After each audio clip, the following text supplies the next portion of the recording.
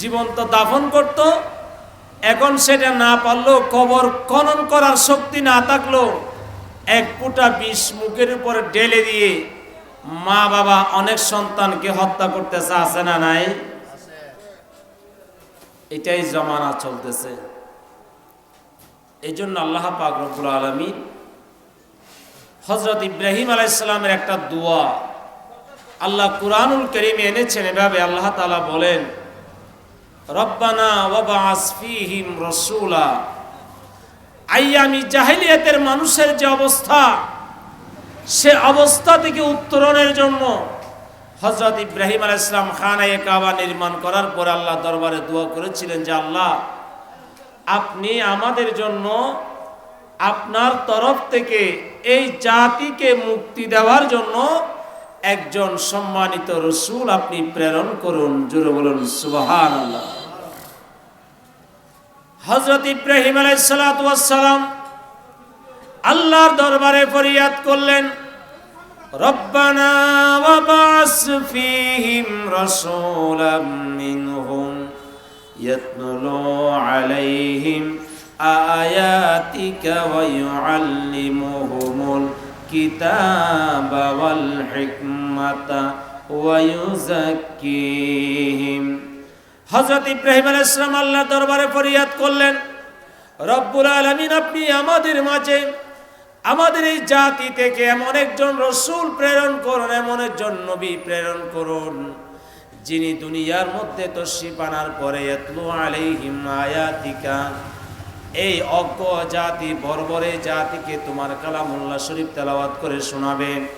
ওয়া ইউআল্লিমুহুমুল কিতাবা ওয়াল হিকমা, তাদেরকে জ্ঞান বিজ্ঞান শিখাবে, কুরআন হাদিস শিখাবে, সুন্নাহ শিখাবে, জীবন ব্যবস্থা শিখাবে, পরিবার কিভাবে পরিচালনা করতে হয় সেটা শিখাবে, সমাজ কিভাবে পরিচালনা করতে হয় সেটা শিখাবে, রাষ্ট্র কিভাবে পরিচালনা করতে হয় সেটা শিখাবে, অর্থনৈতিক সমাজ ব্যবস্থা কিভাবে প্রতিষ্ঠিত করতে হবে সেটা শিখাবে।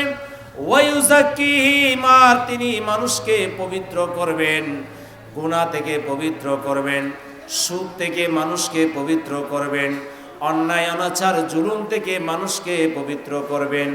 এমন একজন রাসূল আপনি এই জাতির জন্য পাঠিয়ে দেন। আর তো জোরে বলুন না সুবহানাল্লাহ। দোয়া করেছিলেন ইব্রাহিম আলাইহিস সালাম। হযরত ইব্রাহিম আলাইহিস সালামের দোয়া আল্লাহর দরবারে এমন ভাবে কবুল হয়েছে, আল্লাহ তাআলা বলেন, হে আমার নবীর উম্মত, মিল্লাতা আবিকুম ইব্রাহিম হুয়া সাম্মাকুমুল মুসলিমিন। জোরে বলুন সুবহানাল্লাহ।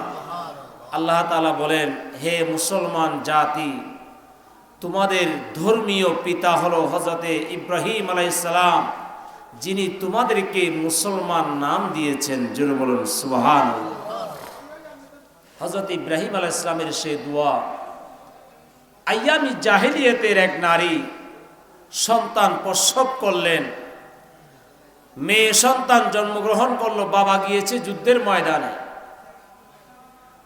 বাবা যখন যুদ্ধের ময়দান থেকে ফিরে আসলেন, তখনকার সময়ে যুদ্ধ লাগলে, আমাদের বাংলাদেশের স্বাধীনতা যুদ্ধ শেষ হতে সময় লেগেছে 9 মাস। কয় মাস? যে সবাই বলেন কয় মাস? ফিলিস্তিন এবং ইসরায়েলের যে যুদ্ধ, এটা আজকে 50 বছর পার হয়েছে। আরো বেশি কত সময় লাগে আল্লাহ মালুম। আপনার ইউক্রেন এবং রাশিয়ার যুদ্ধ চলতেছে আজকে প্রায় 4 বছরের কাছাকাছি। তাইওয়ান এবং চীনের মধ্যে যে আঞ্চলিক উত্তেজনা, এটাও আজকে অনেক বছর ধরে চলতেছে, কিন্তু কোনোটা 100 বছর এখনো অতিক্রম করে। এখনো কোনো যুদ্ধের বয়স 100 বছর হয় নাই, কিন্তু কুরআনুল কারীমে আল্লাহ তাআলা এমন একটা যুদ্ধের কথা বলতেছেন যে যুদ্ধ লেগেছে শেষ হওয়ার জন্য প্রায় 120 বছর লেগেছে। কয় বছর? 120 বছরের যুদ্ধ। আল্লাহ রসুল দুনিয়াতে আসার পরে মাত্র একটা বৈঠকের মাধ্যমে 120 বছরের যুদ্ধ আমার নবী 1 ঘন্টার ভিতরে শেষ করে দিয়েছে। জোরে বলবেন না সুবহানাল্লাহ। আল্লাহ পাক রব্বুল আলামিন দুনিয়ার মানুষের জন্য আমাদের অনেক নেতা আছে, আমাদের অনেক রাজনৈতিক নেতা আছে, সামাজিক নেতা আছে। কিয়ামতের ময়দানে অনেক কর্মী নেতাদের বিরুদ্ধে আল্লাহর কাছে অভিযোগ করবে। অনেক কর্মী আল্লাহর দরবারে ফরিয়াদ করবে, মাওলা ইন্না আতানা সাদাতানা ওয়া কুবারানা ফাদাল্লুনা সাবিলা। অনেক কর্মী যারা ধর্মের দোহাই দিয়ে কর্মীদেরকে গোমরাহ করেছে, দুনিয়াবি লোভ লালসায় পেরে কর্মীদেরকে গোমরাহ করে দিয়েছে, আল্লাহ এবং রসুল থেকে দূরে সরিয়ে দিয়েছে, ইসলামের কথা বলে, মানবতার কথা বলে অনেক নেতা অনেক কর্মীকে কালিমা থেকে দূরে সরিয়ে দিয়েছে। এই জন্য আল্লাহ তাআলা কুরআনুল কারীমের সূরা মুনাফিকুনের মধ্যে বলেন, ওয়ালিল্লাহিল ইজ্জাতু ওয়ালিরাসূলিহি ওয়ালিল মুমিনিনা ওয়ালাকিন্নাল মুনাফিকিনা লা ইয়ালামুন। আল্লাহ তাআলা বলেন, দুনিয়ার ইজ্জত এবং আখিরাতের ইজ্জত, দুনিয়ার সম্মান এবং আখিরাতের সম্মান একমাত্র আল্লাহর জন্য।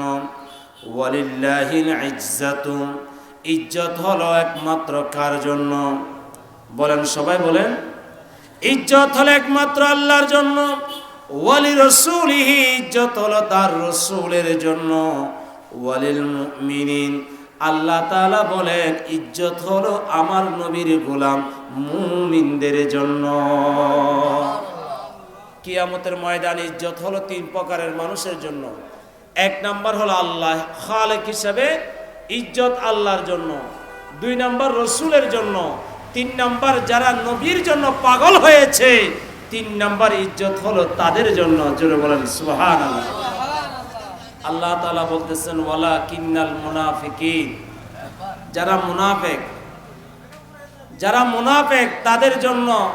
ওয়ালা, কথা বলিয়েন না, আপনারা কথা বলতেছেন কি হয়েছে? কথা বলিয়েন না। আল্লাহ বলতেছেন, ওয়ালাকিন্নাল মুনাফিকিনা লা ইয়ালামুন, মুনাফিকরা আল্লাহর ইজ্জতও জানে না, রাসূলের ইজ্জতও জানে না, মুমিনের ইজ্জতও জানে। মুনাফিকরা যদি আল্লাহ এবং রাসূলের ইজ্জত চিনতো, তাহলে কি মাথায় টুপি পরিধান করে, পাঞ্জাবি গায়ে দিয়ে, মুসলমানিত্বের পোশাক নিয়ে মুসলমান কি কখনো বিধর্মীদের অনুষ্ঠানকে ওয়েলকাম জানাতে পারতো? কি বলেন, পারে? যুগে যুগে আমাদের দেশীয় সংস্কৃতির রাজনীতিতে দেখা যায় সবাই মুসলমান, সবাই ইসলামের কথা বলে, সবাই মসজিদে যায়, মসজিদে গেলে মসজিদ ভরপুর হয়ে যায়, কিন্তু দুর্গা পূজা আসলে হিন্দুরাও এত ব্যানার তোলে না যত ব্যানার মুসলমানরা তোলে। কথা বলেন ঠিক কিনা? আমি কোনো দলের বিরুদ্ধে বলতেছি না, এটা আমাদের অস্থি মজ্জায় ঢুকে গেছে যে হিন্দুদের দুর্গা পূজা আসলে আমরা হিন্দুদের দুর্গা পূজায় গিয়ে প্রসাদ খেতে হবে, তাদেরকে ওয়েলকাম জানাতে হবে, তাদের মন্দিরে গিয়ে তাদেরকে সাধুবাদ জানাতে হবে। অথচ আল্লাহ বলতেছেন, লাকুম দীনুকুম ওয়ালিয়া দীন, তোমার কাজ তোমার, আমার কাজ আমার। রাসূলকে যখন শিআবে আবি তালেব, আমার নবীকে যখন সেখানে বন্দী করা হয়েছিল, কাফেররা মক্কি জীবনের মধ্যে আমার নবীকে শিআবে আবি তালেবের মধ্যে বন্দী করা হয়েছিল।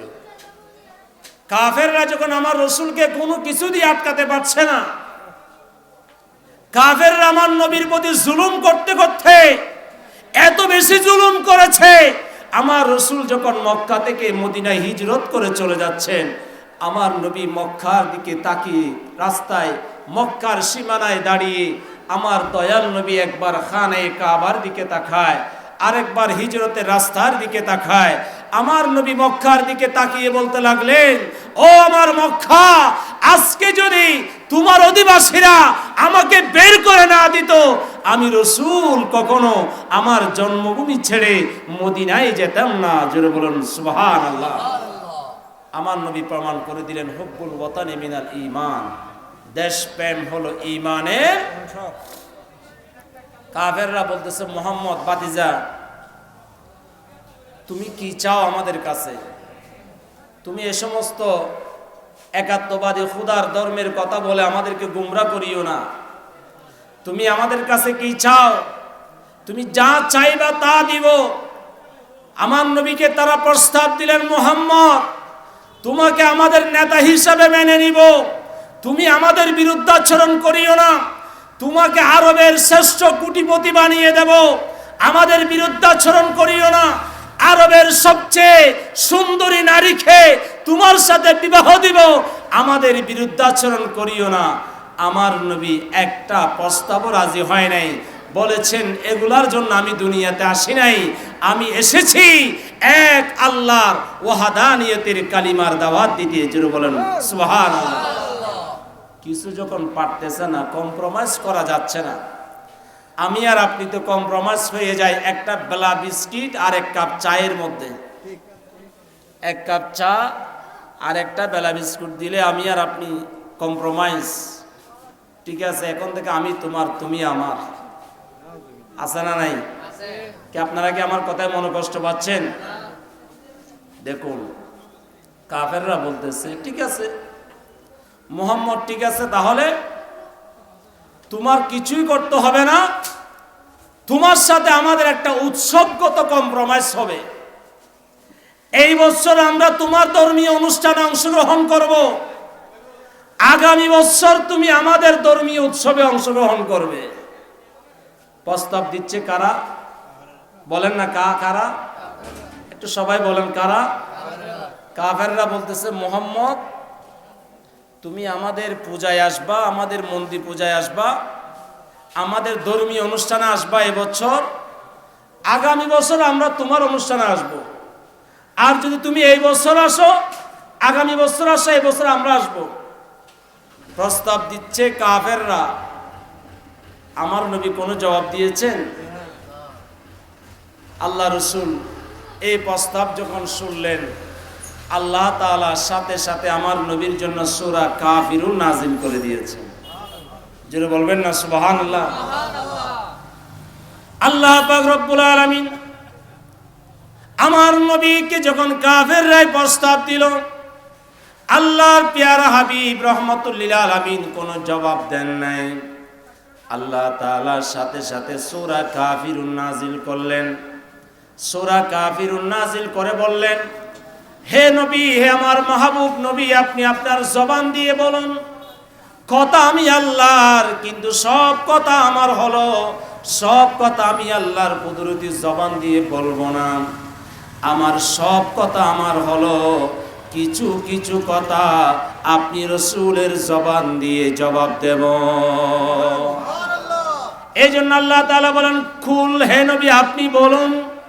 কুরআন শরীফে যত কুল দেখা যায়, কুল ইয়া আইয়ুহাল কাফিরুন, কুল হুয়াল্লাহু আহাদ, কুল আউযু বিরাব্বিল ফালাক, কুল আউযু বিরাব্বিন নাস, এই যে একটা কুল শব্দ দেখা যায়, এটা হলো ইম্পারেটিভ সেন্টেন্সের ডেফিনিশন।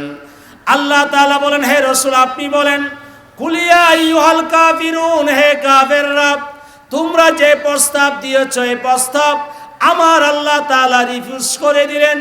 আল্লাহ তাআলা তোমাদের প্রস্তাবের জবাবে সূরা নাজিল করে বললেন, লা আ'বুদু মা তা'বুদুন, তোমরা যার ইবাদত করো আমি মুহাম্মদ তার ইবাদত করি না। আল্লাহ বলতেছে রাসূল আপনি বলে দেন যে তোমাদের অনুষ্ঠানে আমি যাব, আমার অনুষ্ঠানে তোমরা আসবা। এই প্রস্তাব আল্লাহ গ্রহণ করে নাই। আল্লাহ বলতেছেন নবীরে আমার, জীবন যত সংকটময় হোক, মক্কি জীবন যত কঠিন হওয়ার হোক, এরপরও কখনো বিধর্মীদের অনুষ্ঠানে যাওয়া যাবে না। আল্লাহ বলতেছেন লা আ'বুদু মা তা'বুদুন, রাসূল আপনি বলেন যে তোমরা যার ইবাদত করো আমি মুহাম্মদ তার ইবাদত করি, ওয়ালা আনতুম আবিদুনা মা, আর আমি যার ইবাদত করি তার ইবাদতও তোমরা করো। সেদিন আমার নবী যদি কম্প্রোমাইজ করতেন, আমার নবী যদি তাদের অনুষ্ঠানে যেতেন, তারা যদি আমার নবীর অনুষ্ঠানে আসতেন, তাহলে কম্প্রোমাইজ হয়ে যেত। এই বছর আমি তোমাদের হয়ে গেলাম, আগামী বছর তোমরা আমার হয়ে যাবা।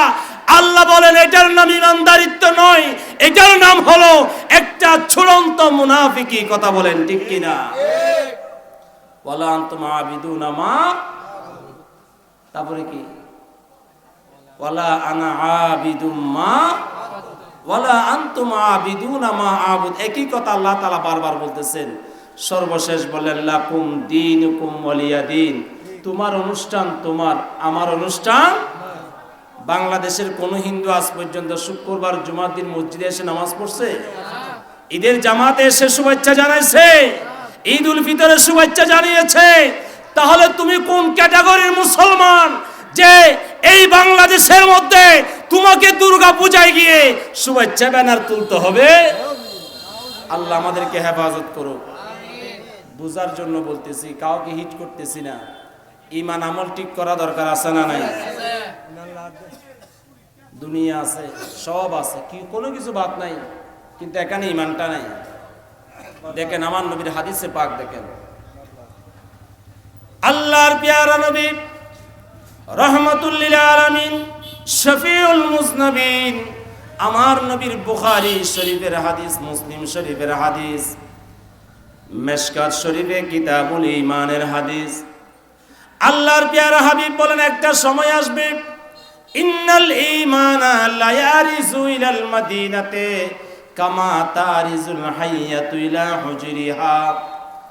একটা সময় আসবে, একটা সাপ মানুষকে দেখলে যেমনি ভাবে ভয় পেয়ে তার গর্তের ভিতরে লুকিয়ে যায়, একটা সময় আসবে মানুষের মাথায় টুপি থাকবে, গায়ে পাঞ্জাবি থাকবে, মুখ ভর্তি দাড়ি থাকবে, মুখে মুখে ঈমান ইসলামের কথা থাকবে।